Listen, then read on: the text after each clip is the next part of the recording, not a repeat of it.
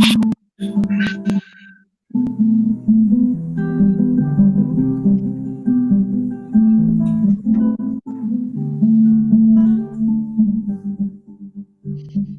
estos días todo el viento del mundo sopla en tu dirección. La osa mayor corrige la punta de su cola y te corona con la estrella que brilla, la mía.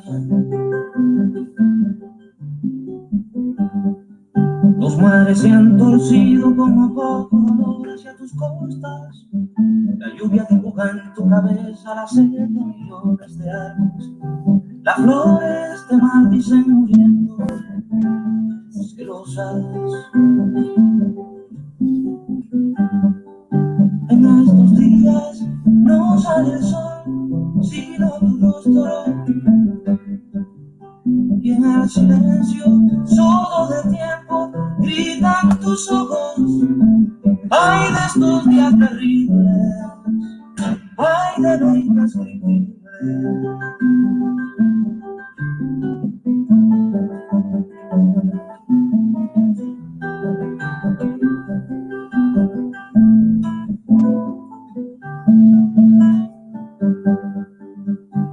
En estos días no hay absolución posible para el hombre, para el feroz, la fiera que ruge y canta ciega, ese animal remoto que devora y devora primaveras. En estos días no sale el sol, sino tu rostro. Y en el silencio sordo del tiempo gritan tus ojos. Ay, de estos días terribles, ay, del nombre que lleve, ay, de cuando se marche, ay, de cuando se quede,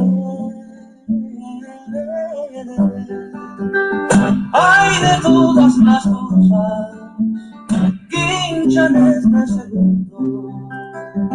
Ay, de estos días terribles, asesinos de amor.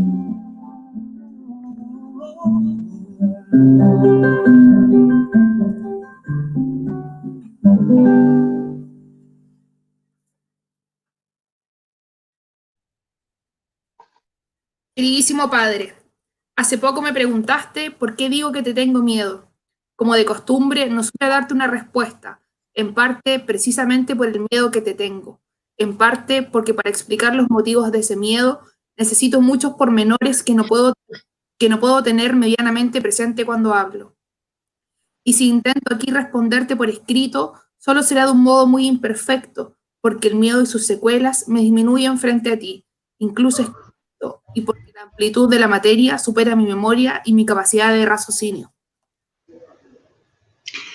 Cartas al padre de Franz Kafka es el texto que vamos a revisar esta noche en una nueva emisión de nuestro programa, ya no radial, o sea, radial mañana, pero ahora en vivo, en tiempos de pandemia, post-estallido, pre-estallido, en nuestro programa La República de las Letras, desde Antofagasta y para el universo en expansión.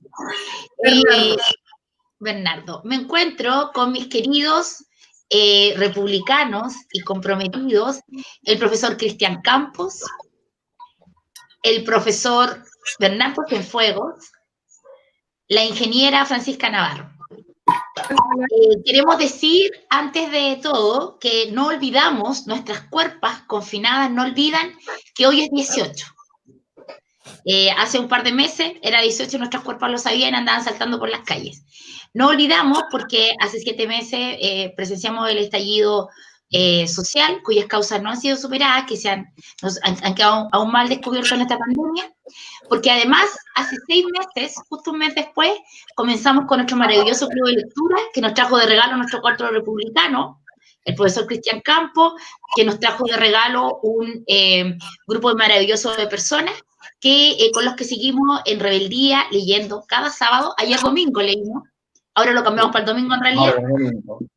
Ahora, y tampoco, y a quienes dedicamos especialmente este programa en particular, donde vamos a revisar a un alto depresivo y comprometido con su realidad, como fue Franz Kafka, a los 18 presos políticos que se mantienen en la cárcel pública de Antofagasta. Para ello y su familia, vaya este programa que vamos a desarrollar hoy. Bueno, la Fran nos convocó a hablar de Carta al Padre, que es un texto de Franz Kafka que se publicó el año 1919. Se publicó con posterioridad a la muerte de... Lo escribe el 19, pero se publica 45 años después de que él lo escribe, por este amigo que él menciona, hace mención como un poco medio desordenado en el texto.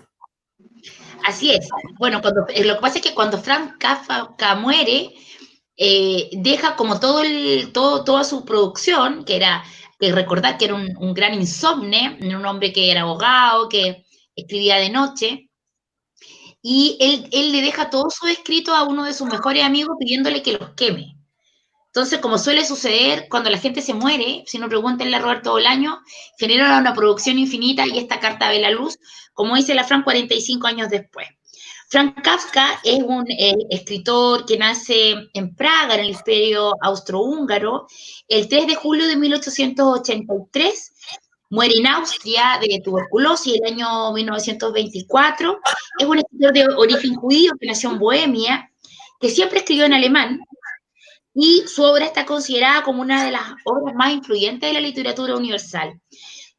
Tenía un peculiar estilo literario que ha sido comúnmente asociado con la filosofía de los existencialistas y que también se considera que influenció el expresionismo. Chicos, oye, sí, bueno, Franz Kafka escribía en alemán porque estudió en un colegio alemán. El padre, al casarse, adquirió una gran fortuna y siempre se enfocó como en darle la mejor educación, que uno la ve muy reflejada en la obra de Kafka. Este padre lo obligó a estudiar Derecho, cosa que también se menciona en el texto. Empezó a trabajar en una compañía de seguro un par de años después de titularse y era una persona sin ninguna aspiración, pero aún así fue ascendida en su trabajo. Y él siempre atribuyó que esa tranquilidad económica, como nosotros lo podemos ver también en la obra de Virginia Woolf, le dio la tranquilidad y la libertad de poder escribir.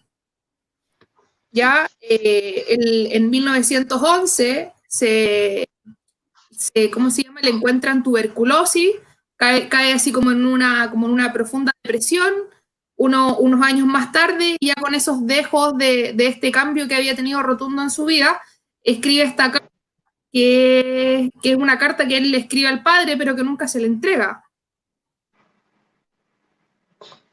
Claro, esa carta lo que pasa es que él se la entrega a su madre con el afán de que ella fuese la que se le hiciera llegar a él. Sin embargo, después de leerla, ella se la devuelve, entendiendo o da la impresión, o bueno, se piensa que a propósito de que la figura de la madre de Franz era una figura bastante sumisa, que a veces podía intervenir en las formas del padre con respecto a sus hijos y otras veces no, y también se veía sometido a ciertos dejos de violencia y cuestiones por el estilo, es que nunca se la hace llegar, se la devuelve. Y es por eso que después llega de vuelta a las manos de Kafka, y leía por ahí también que él después le empieza a mecanografiar, le empieza a corregir, a agregarle, a sacarle cosas, le pone anotaciones, y se le iba a entregar a una amiga se le iba a entregar a una amiga supuestamente para que lo conociera más, para que supiese realmente lo que había pasado consigo mismo, y nunca lo hace tampoco.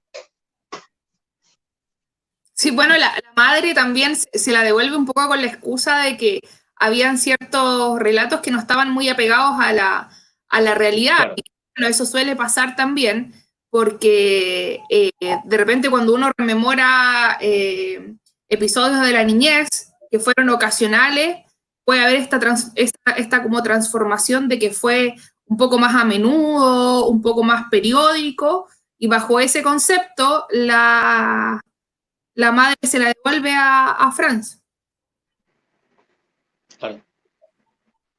Ahora, no deja de ser una obra, bueno, autobiográfica muy dura, llena de contradicciones en algunos momentos, donde se refleja la violencia, el autoritarismo, como decían ustedes, este sujeto que es muy duro desde distintos aspectos de su propio ser, pero que sin embargo, que fue una de las cosas que me fue impactando, siendo Kafka adulto, igual lo trata de justificar en ciertas maneras, aparecen mostrando rasgos que también son amables, el hecho de que, por ejemplo, le gustara su sonrisa, o ciertas características propias de él era como, era chocante, porque dentro de todo lo que él iba formando, porque empieza hablando de características bastante particulares de él, de lo particular, y empieza ahí a mencionar después la vida con sus hermanos y las empresas y cosas por el estilo,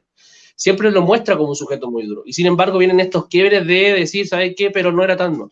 O tenía esto bueno, o cosas por el estilo. Bueno, es lo que, porque nos llegó ahí por nuestro grupo el estudio que hacía Deleuze respecto a la obra de Franz Kafka, y ahí, bueno, yo le alcancé a echar como una miradita un poco rápida. Ahí él decía, claro, que pasa como de un Edipo a otro, donde vemos la figura como fundamental de Edipo, y luego pasa esto como que el padre es malo, a este Edipo un poco más extremo en el concepto de calificar al padre. Sí, mira, yo empieza con la frase, me preguntas por qué afirmaba tenerte miedo. Para mí es la contestación de un hombre que en plena madurez, en este caso un Kafka ya de 36 años, no ha podido crecer en el terreno emocional, más allá de la infancia o de la adolescencia.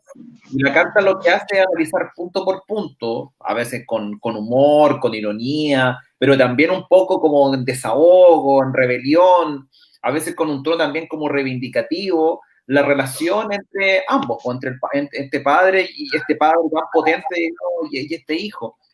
Entonces, si bien parece un desahogo, no es una carta inocente, sino que está perfectamente estructurada por temas, y entonces en una primera parte uno más o menos vislumbra una descripción psicológica y física como de ambos personajes, es como que es un estudio previo al combate, digamos. Entonces se muestra a un papá, digamos, que es grande, fuerte, ancho, deportista, que tiene un espíritu de conquista, que es muy propio de los Kafka, porque lo mismo lo señala, muy cercano a la divinidad, y a un hijo, por su parte, que es todo lo contrario, que es flaco, que es débil, que es inseguro, que es asustadizo, que tiene falta de seguridad en sí mismo, hipersensible y mucho más cercano a lo que él atribuye como el lado materno, digamos. No tiene nada de los Kafka, él mismo lo retrata, digamos. Claro, ahí con lo que dice Cristian, él siempre hace una yuxtaposición entre en todos estos como temas que estructura, siempre el padre es algo y él es lo contrario.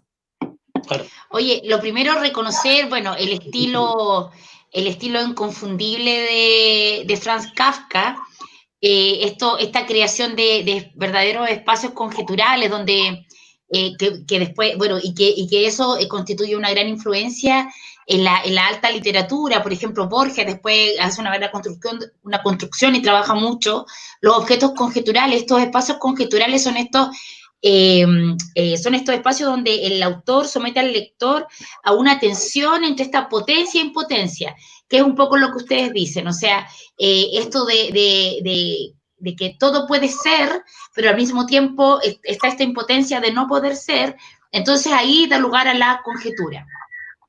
Yo les quería decir que, bueno, lo primero es que, como bien decía el Cristian, el texto parte con una pregunta, ¿cierto? Que un poco va a guiar, que nos da una luz en el desarrollo. Parte con la pregunta de por qué, o sea, tú me preguntas por qué yo siempre te he tenido tanto miedo, ¿cierto? Y eso un poco estructura el desarrollo de la obra. Hay que decir que, bueno, el padre de Kafka era un comerciante muy importante, y desde eso yo hice la lectura desde como 3 elementos. Una, desde este padre negociante, porque es como que termina... Va a saludar. Mamá, ¿me puedes hacer unos pocos? Ya no más, cielito. Bueno, la vida de él está totalmente determinada por el hecho de que es un padre que es negociante y por la relación que establece el padre con sus subordinados y el lugar donde lo pone a Kafka esa relación. Un segundo elemento es la relación con la familia y cómo existe, en definitiva, da lugar el padre. Para mí, esta vez, yo como tercera vez que leo la carta al padre, y la verdad es que yo me lo leí esta vez a la luz de Deleuze, del estudio que hizo Deleuze, y de otro estudio que hace uno que me encanta, que es George Bataille, donde él hace un estudio de la literatura del mal, y él incorpora a Kafka justamente con este texto. Y lo que dice Bataille es que dice que está mal leído. Mucha gente lee este texto desde el psicoanálisis, ¿cierto? El hecho de matar al padre, como el hecho de tener este padre. Hay una frase que usa que dice, para mí eras la medida de todas las cosas. O sea, ¿cierto? Este padre como estructura, casi como superego desde el psicoanálisis. Entonces, cómo yo me mido y entonces viene esta imposibilidad, como nos cuenta en el texto, esta imposibilidad, por ejemplo, de contraer matrimonio, y cómo el papá le refriega eso. Pero lo que yo pude concluir un poco de estos dos estudios es que en el padre hay una línea donde se presenta como una forma pedagógica.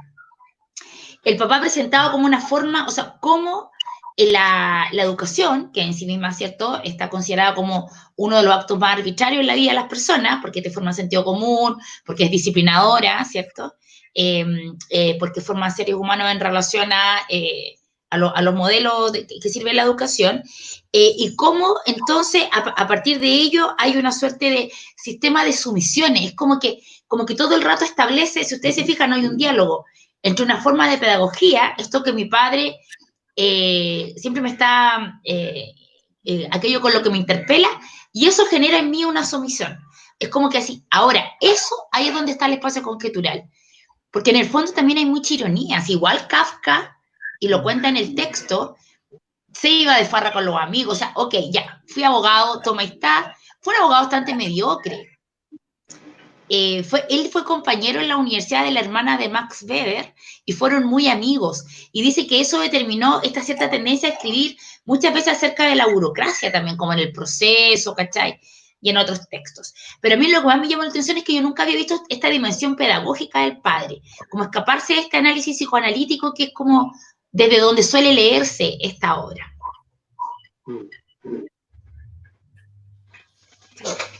Bueno, yo creo que ahí hay una cuestión. Bueno, yo creo que cada uno va leyendo este texto dependiendo de las experiencias personales y de las relaciones que ha tenido con otros.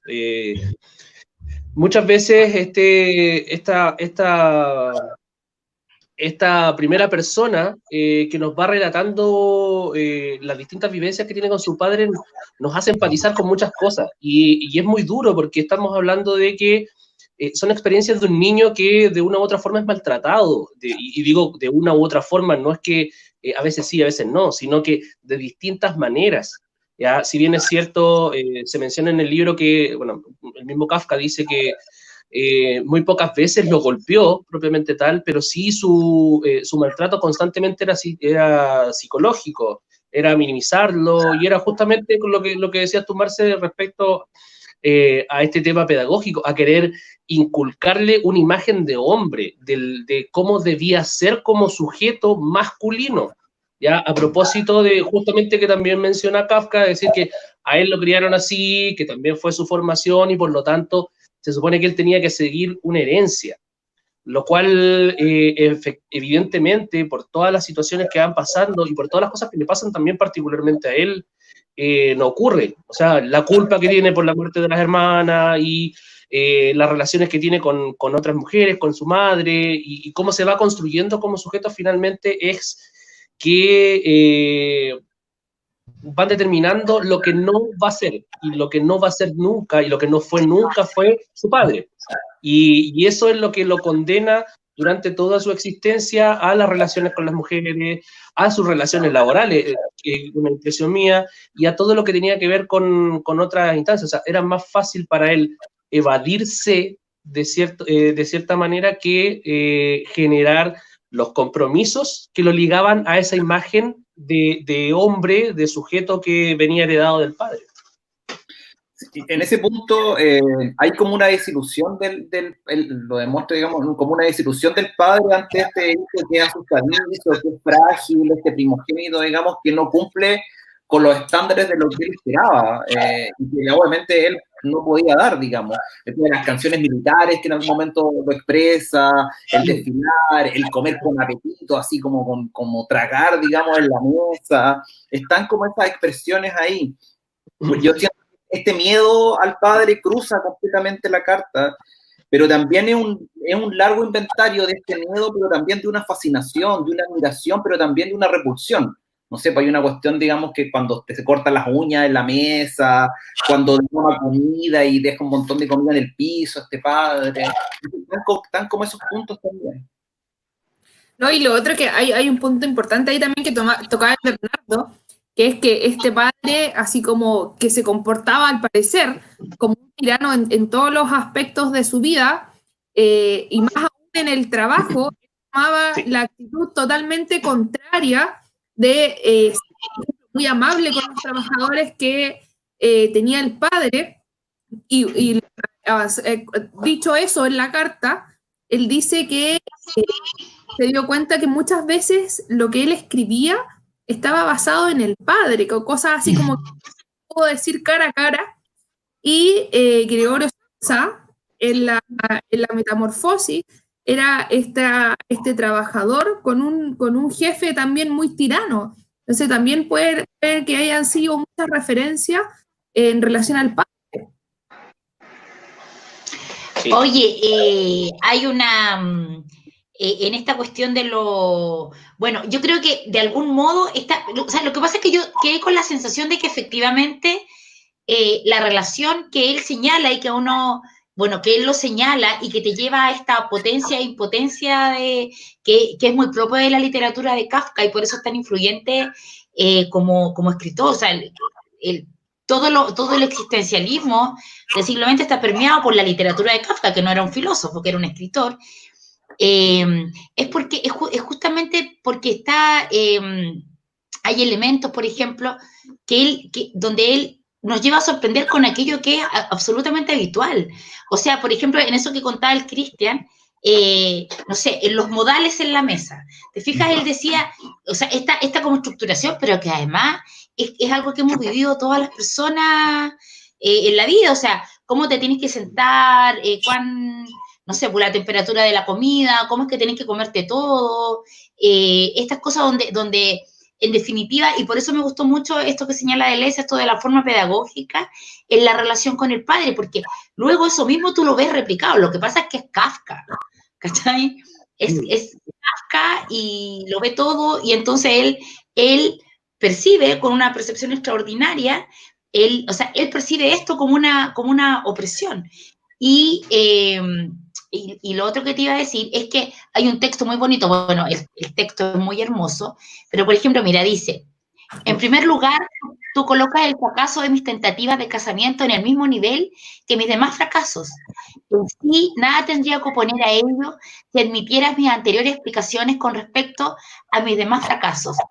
Están efectivamente en el mismo nivel, solo que tú subestimas de tal manera la importancia del asunto que cuando hablamos de él, hablamos en realidad de cosas muy distintas.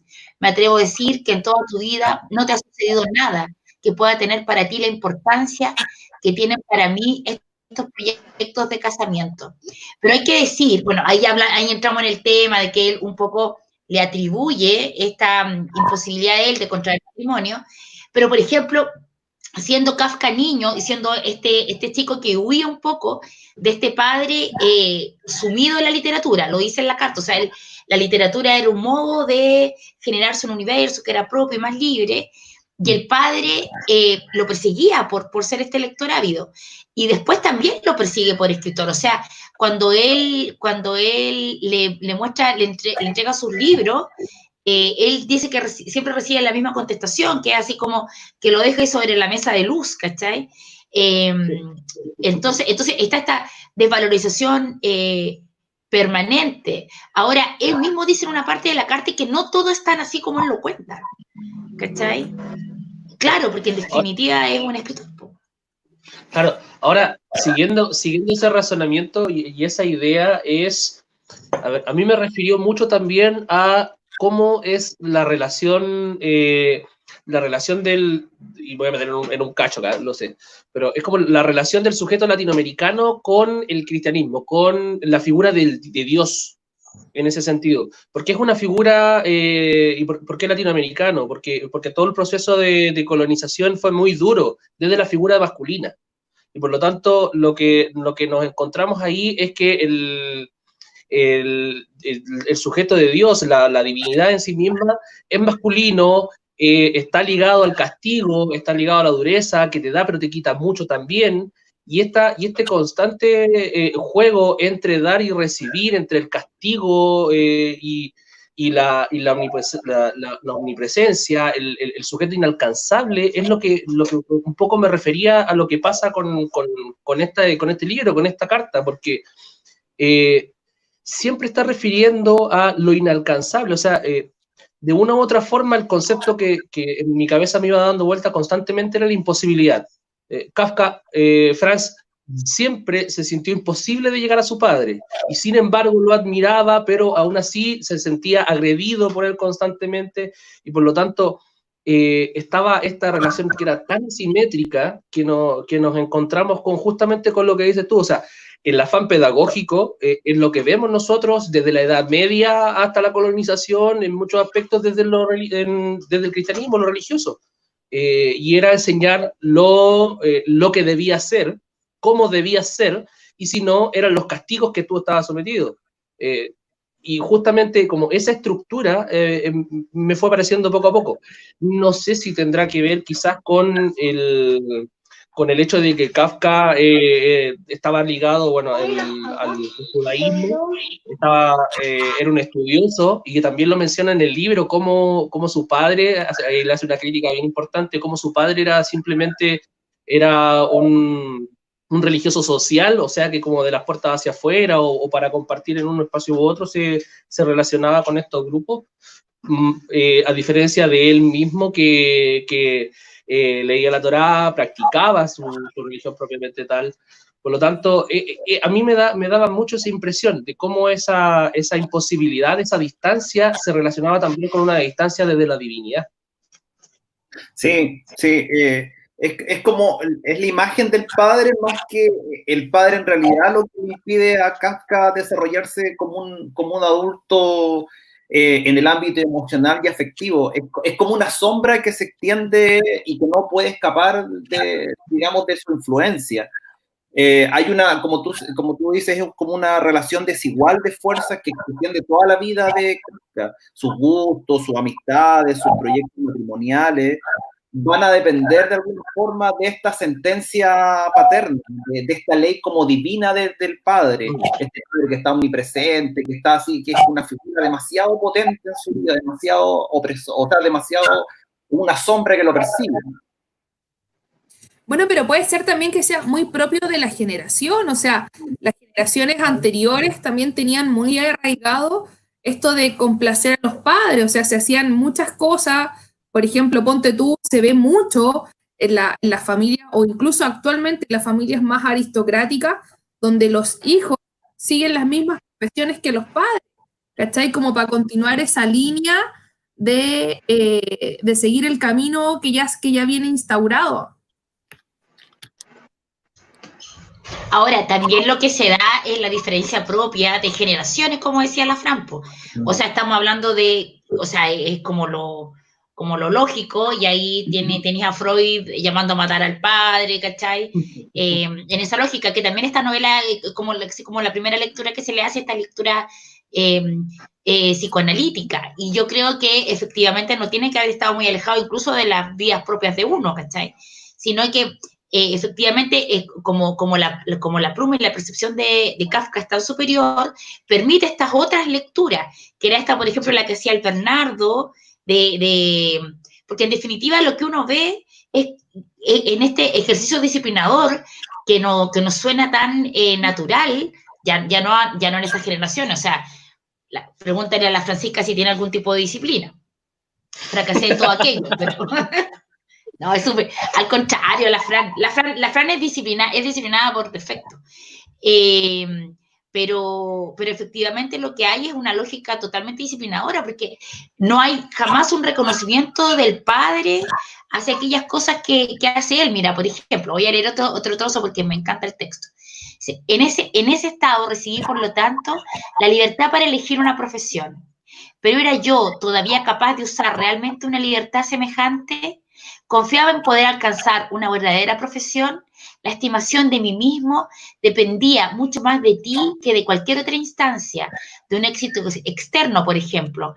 Este podía fortalecerme por un instante y nada más, pero en el otro lado tu peso tiraba siempre hacia abajo.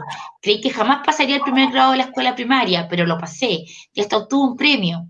No podré aprobar el examen de ingreso al colegio secundario, pero lo aprobé. Bueno, y así sigue contando cómo este era un padre que en definitiva era una persona que como al tenerlo en permanente tela de juicio, lo llenaba de inseguridad. En algún momento también le reprocha esta ironía. Dice que es un padre que siempre se relaciona con él desde esta ironía permanente. De hecho, mira, acá yo tengo otro fragmento que es brutal en muchos aspectos, en muchas formas. Dice, por ejemplo, para mí era terrible la siguiente: te despedazaré como un pez. A pesar de que yo sabía que nada malo venía después de eso. Sin embargo, cuando era muy niño no lo sabía. Encajaba casi totalmente con la idea de que yo tenía de tu poder el que también fueses capaz de hacerlo. Era espantoso también cuando corrías dando voces alrededor de la mesa para cogerme. Creo que no deseabas hacerlo, pero fingías desearlo, y la madre, finalmente, parecía salvarme. A ese pequeño le daba la impresión de que, una vez más, había conservado la vida gracias a tu generosidad, compasión y misericordia, y que el hecho de continuar vivo era un inmerecido obsequio de tu parte. Aquí, por los efectos de mi desobediencia, hay que situar también tus amenazas.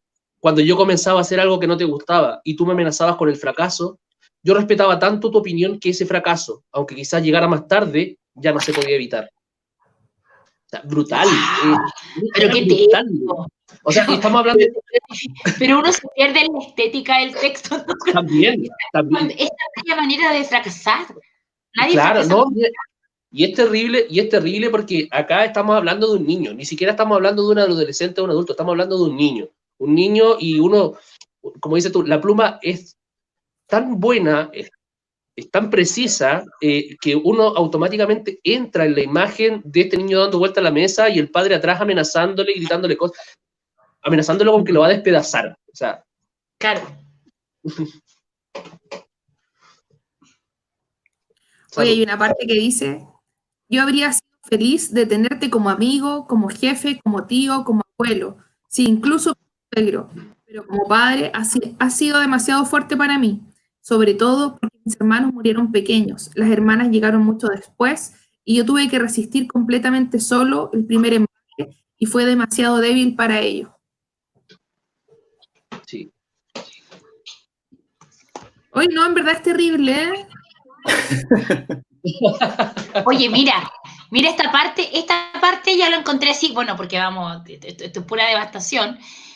Solo recuerdo con claridad un suceso de los primeros años. Quizá tú también lo recuerdas. Una noche yo lloraba sin cesar pidiendo que me trajeran agua.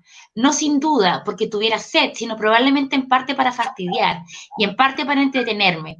Como algunas amenazas violentas no habían producido efecto, me sacaste de la cama, me llevaste al balcón y me dejaste allí un rato, en camisa, solo ante la puerta cerrada. No pretenderé decir que eso estaba mal. Puede decir que en ese momento no hubiese otra forma de conseguir el descanso nocturno, pero quiero caracterizar con ello tus métodos educativos y su efecto sobre mí. Sin duda, esa vez fui obediente, pero había sufrido un daño interior. Nunca pude establecer, de acuerdo con mi naturaleza, la relación correcta entre lo lógico para mí de aquel absurdo pedir agua con lo extraordinariamente terrible de verme llevado afuera. Anda a pedir agua de nuevo, una vez más en la vida. Pero el principal obstáculo para mi matrimonio es mi certeza ya indestructible de que el mantenimiento de una familia y aún su condición requieren imprescindiblemente de todos estos factores que he reconocido en ti, de la conjunción de todos ellos, los buenos y los malos, tales como se hallan orgánicamente reunidos en ti, es decir, fuerza y escarnio del prójimo, salud y cierta desmesura, elocuencia y hostilidad, confianza en sí mismo y descontento para cualquier persona, superioridad mundana y carácter tiránico, experiencia de los hombres y de confianza ante los demás, luego de unas virtudes intachables como ser aplicación, perseverancia, presencia, ánimo y valentía. De todo esto no tenía yo comparativamente casi nada o solo muy poco. Y en estas condiciones me atrevería a casarme viendo que aún tú mismo debías librar tan dura batalla del matrimonio y hasta fracasabas ante los hijos. Está el tema ahí del matrimonio, que es un gran tópico en la parte final del texto. Y está Oye, espérate, como dato nomás, como dato, Cristian. Sí. Bueno, se trató de casar 2 veces, primero con Feliz y segundo con Julie, que no sabemos mencionar el apellido, así que lo vamos a decir así. Y este padre dice que ese matrimonio es imposible, ¿ya? Y dicen las malas lenguas que de eso Kafka escribe la carta. Bueno, ella, la Yuri era hija de un portero de la sinagoga, pues. Entonces era una condición social mucho más inferior a él. Entonces, por temor, digamos, a los padres, que rompe este compromiso. Entonces, claro, ahora puede también, pero a ver, ¿es el matrimonio la única forma de relacionarse en la existencia? Es pregunta. Bueno, porque también él lo toma el matrimonio como esta forma de liberación única, ¿ya? Que es una manera de alcanzar al padre, pero también ser como él, ¿ya? Y en esa parte, justo yo la tenía marcada, voy a tratar de explicarme mejor. En esto, en los proyectos de matrimonio, concurren con más fuerzas que ningún otro aspecto de mi relación contigo. 2 cosas en apariencia opuestas. El matrimonio es, sin duda, garantía de la más radical autoliberación e independencia. Yo tendría una familia, lo máximo que se puede alcanzar según mi opinión. O sea, también lo máximo que has alcanzado tú. Yo sería igual a ti. Toda la antigua y perpetuamente nueva ignominia y tiranía habrían pasado a la historia. También, digamos, aparte, digamos, de ser como iguales, está esta tendencia a la huida, que es muy propio, digamos, de la carta, que es esta búsqueda de ser como independiente, de estar fuera, de que el matrimonio le va a permitir estar fuera del influjo familiar, y de alguna forma sus proyectos matrimoniales siempre se vinculan con eso. Son de alguna forma salvaciones de las que intenta agarrarse para liberarse un poco de esta opresión del padre, digamos. Claro. Pero al mismo tiempo, él, bueno, y encontré la parte esa donde que tiene esa frase maravillosa, mira, esto es cuando es niño, le dice, en aquel entonces, y solo en aquel entonces, me hubiera sido necesario el estímulo. Si tu sola presencia física ya me aplastaba. Recuerdo, por ejemplo, cuando nos desvestíamos juntos en una casilla, yo flaco, débil, enjuto, tú, fuerte, grande, ancho. Ya en la casilla me sentía miserable, y no solo frente a ti, sino ante el mundo entero, porque tú eras para mí la medida de todas las cosas. ¡Qué bello! Ya no sé qué pensar, me da lo mismo, pero está hermoso. Está tan... Pero brutal. Mira, ¿Cómo? Que te digan eso como padre, yo siento que es brutal, que tú eres la medida de todas las cosas. En algún momento le dice, lo que me gritabas era como un mandato celestial. La imagen divina del padre. ¿Viste al Facu diciéndote eso? Respecto al matrimonio, dice, el matrimonio es sin duda lo más grande y confiere la independencia más noble, pero al mismo tiempo está ligado de manera estrecha a ti. Por eso, el evadirse por esta vía tiene algo de demencial, y cualquier tentativa casi se paga con la locura. La huida. No Ahora, sé ¿qué les pasó a ustedes? ¿Qué les pasó a ustedes con el tema de la culpa? Hola, amor de mi vida. Hola, Manu. Hola, Manu. Saludos a los niños. Hola. A mí Claramente no a mí será como Franz. ¿Cierto? No, fue un amor. A mí el tema de la culpa también me produjo mucho ruido, porque parte de esa educación de la que hablábamos recién, de esa forma pedagógica que tenía el papá Hermann Franz, de educar a Franz, tenía que ver con generarle culpa, o sea, de ponerlo en situación de que él tenía que reprocharse a sí mismo las cosas que estaba haciendo y que estaba haciendo mal. Y que era una cuestión que justamente pudo haber derivado en lo que es la construcción de la psique de Kafka, en el sentido de la angustia que se refleja mucho en sus obras también, por la angustia y la soledad, de cómo esos sujetos, al verse enfrentados a ciertas situaciones, se ven obligados a retraerse y a sentir muchos cuestionamientos con respecto a sí mismos. Bueno, en la metamorfosis también veo mucho de eso. En la metamorfosis especialmente está el tema del trabajo, ¿ah? Porque se acuerdan que es muy impresionante, porque en definitiva Gregorio Samsa, cuando parte y amanece convertido en escarabajo, barata o lo que sea, él actúa con total naturalidad respecto de esta metamorfosis que ha sufrido, y sin embargo todo lo que lo apremia es la imposibilidad de ir a trabajar aquel día, ¿cachai? Claro. Y de hecho después viene el jefe y lo comprende, pero nadie pone en cuestión al otro, sino que solamente este sujeto trabajador.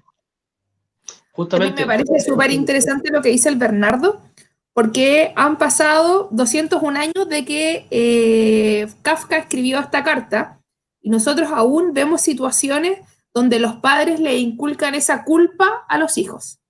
Sí, sí, es más, aquí en la transmisión en YouTube, en el chat de YouTube, hay un amigo que se dice compartiendo, que dice que recuerda las historias de los hijos de marinos que eran torturados por sus padres en la infancia, que muchas veces los colgaban de los árboles y los golpeaban para que aprendieran a ser más duros, más hombres, para poder corregirlo. Y de eso hay literatura al respecto que uno puede ir encontrando. Ciertamente es una cuestión que se repite, es una cuestión que nosotros vemos día a día, que está... que ha traspasado épocas y eras y aún la podemos encontrar de manera mucho más silenciosa. Y que, ojo, es transversal también, es transversal a una cuestión social, a una cuestión académica, lo podemos encontrar en distintas formas y tiene que ver con, finalmente, lo que pasa con los sujetos. O sea, no, pueden tener muchos recursos o pueden tener ninguno, pero las familias pueden ser mejores o peores, pero el tema del abuso, el tema de la violencia, puede estar en cualquier lugar. Lo que pasa es que la familia, yo creo que Kafka lo que pone en cuestión es la familia como ejercicio disciplinador, pues. Y en definitiva, siempre es un ejercicio disciplinador, bueno, porque efectivamente a uno le toca también formar este sujeto que definitivamente tiene que estar de acuerdo a ciertos pactos sociales, pues, ¿cachai? Pero bueno, y si eso lo llevamos, por ejemplo, hay autores importantes como Hobbes, cuando habla del orden social, también habla de este soberano, por ejemplo, que nunca tiene que cumplir las normas, como Quintero, ¿cómo se llama el senador ahora que le encontraron COVID? Que le encontró que había sido muy mañalístico, que había sido muy casual. Muy casual todo esto.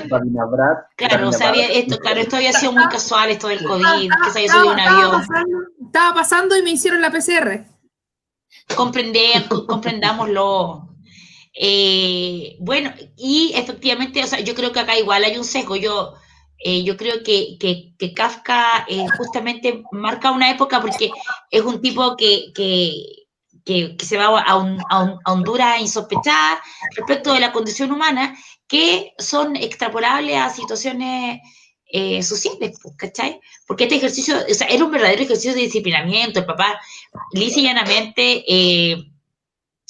siempre estaba en cuestión respecto de él, y poner en cuestión a alguien, o sea, esta crítica permanente es una forma de ejercer el poder que es disciplinadora, y que también sean modelos sociales, ¿cachai? Claro. Y que tiene que ver mucho con lo militarizado que están los distintos espacios. Hablemos de Chile. Hablemos de Chile, o sea, las formaciones en las escuelas, la uniformidad de las ropas, el tipo de corte de cabello de uno u otro espacio, que ahora último, el último par de años, como que se ha ido flexibilizando en ciertos espacios, pero el concepto de la educación prusiana, rígida, estructurada, ligada casi a los violentos, a los espartanos, estaba muy naturalizado. Y hay espacios donde todavía no está. Y la religión también es un elemento disciplinador potente en las familias. Por supuesto. También... Sobre todo al interior de las familias. Claro. Y ahí el tema de la culpa que tú mencionabas también, en las familias más religiosas, la culpa es un elemento muy disciplinador y que se ocupa muy bien. No, y es terrible porque el concepto de culpa lo utilizan, incluso se instala de tal manera que antes de que pueda pasar algo, antes de que puedan hacer algo, un niño, un joven, cualquier integrante, ya siente la culpa, se siente mal y empieza con un montón de crisis. O sea, ni siquiera lo hace y por solo pensarlo ya es culpable, y ya es pecador, y entra en toda una dinámica súper cuática, súper heavy. Ahora, claro, siguiendo eso... Por principio, el niño nunca tiene la razón. Claro. La gerontocracia, la adultocracia o gerontocracia que hablaba... El adultocentrismo. Adultocentrismo, justamente. Ahora, yendo un poco a la parte final del libro, el hecho de que haya metido la voz del padre a mí me voló la cabeza.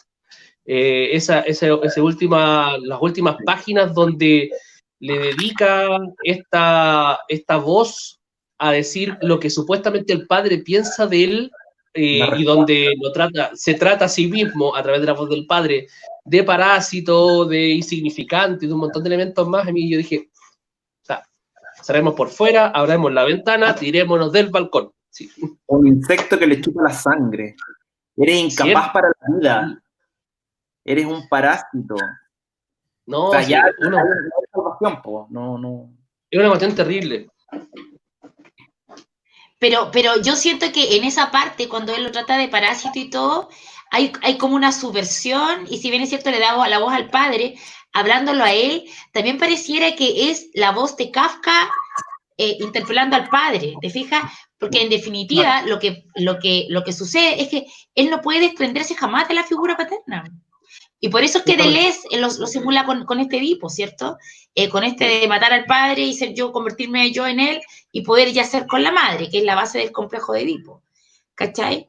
Entonces, porque en el fondo también está esto de que cuando tus heridas han sido tan profundas, en definitiva tú lo que terminas de hacer es cargando con esa imagen siempre, porque esa imagen es parasitaria en la vida de uno. Sí. ¿Cachai? O de las personas que les toca vivir. Que yo creo que sutilmente todo lleva un poco esa carga. Lo que pasa es que Kafka es Kafka, ¿cachai? Kafka lo ve y lo representa del modo más excelso. Quiero ser Kafka para contar mis traumas. Por favor. Oye, hay 2 libros recopilatorios de cartas de amor. Uno que le escribe las cartas de amor entre Franz y Feliz, y el otro entre Franz Kafka y Melina. Melina no sé cuánto, Bernardo, ¿tú sabes quién? Sí, lo tengo anotado por acá. Probablemente un apellido impronunciable, como todos los apellidos de... Pero basta, como todos los de los checos, de los... Judíos alemanes. Sí, sí. Mira, oye, Milena alcanzó a vivir... Jesenska. Hesenska, apellido. Él, O algo parecido.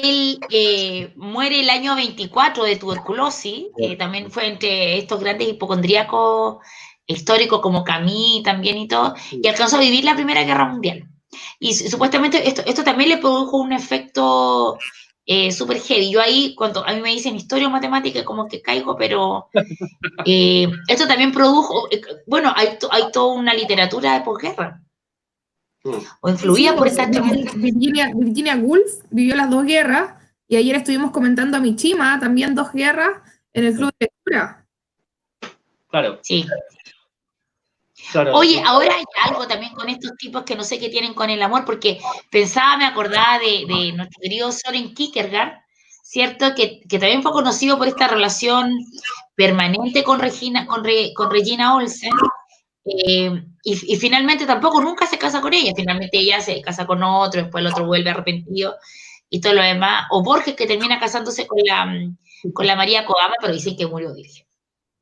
Pero habíamos quedado de acuerdo todos en esta sala María en Kodama que vivió un poco... Borges no tenía extraña. sexo, Borges no tenía líbido, no había nada en él. Habíamos quedado de acuerdo en eso. Yo no sé. Hay cosas tan terribles en la vida, yo ya no sé.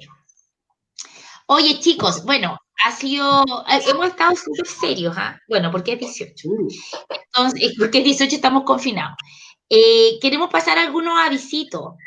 El primero es que nuestro club de lectura ha lanzado un concurso literario que invitamos todos, están re bonitos los regalos, van a ver libros de ediciones Uraña, otros libros que vamos a donar entre nosotros.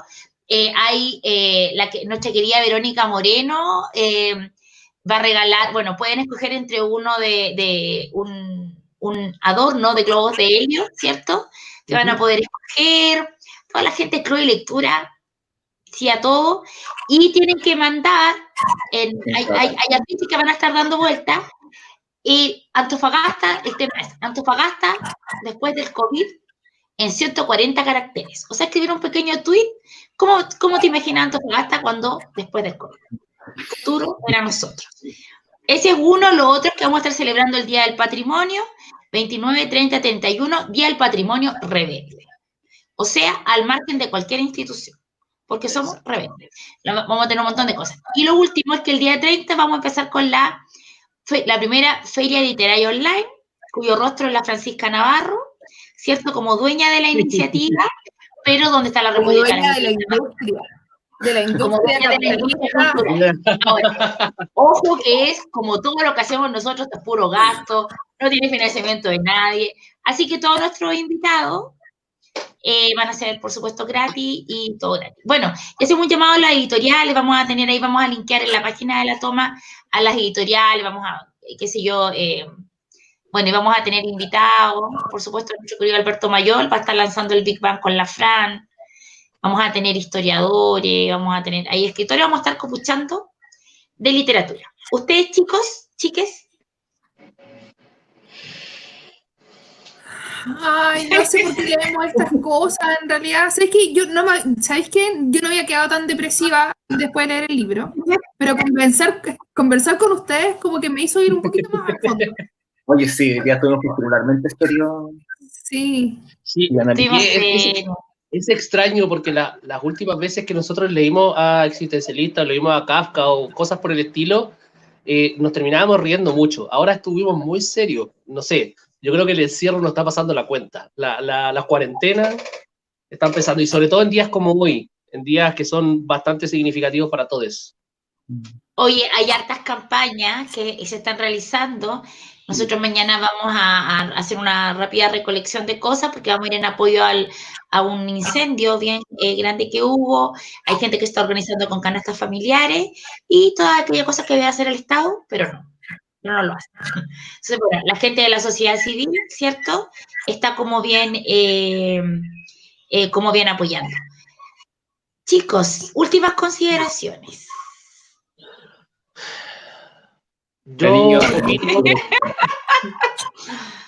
Morir. Yo opino que tengo que ir a buscar más vino y beber hasta caer absolutamente borrado, porque esto me hizo mal, esto me hizo muy mal. Solamente diré eso. Sí, bueno, pero para reivindicarnos, la próxima semana, Bernardo, vamos con... Nos vamos con el Lazarillo Tormes. Lazarillo Tormes. Sí, porque vamos a cambiar de aire. Un picarín, un picarón, Sí, un loquillo, picarón. un loquillo en la No. un loquillo así como el profe. ¿Ah? Que no sé, el profe no se ha sacado las amigas con las que leyó el libro. Profe amor. Ya, chicos, hemos estado tristes, sí, bueno, no se puede leer de otra manera Franz, es lo que hay. No. Además estamos confinados. Síganlo, hay una montonera de vivos dando vueltas, muy interesante esto. Y el próximo domingo, Club de Lectura Rebelde, 19 horas, vamos a leer Seda, de Enrico Barico. Quedan todos invitados. Listo, chicos. Ha sido un agrado verlos, aunque sea virtualmente. Muero por abrazarles. Y esta ha sido la República de las Letras. Muy buenas noches. Cuídense. Buenas noches. Buenas noches.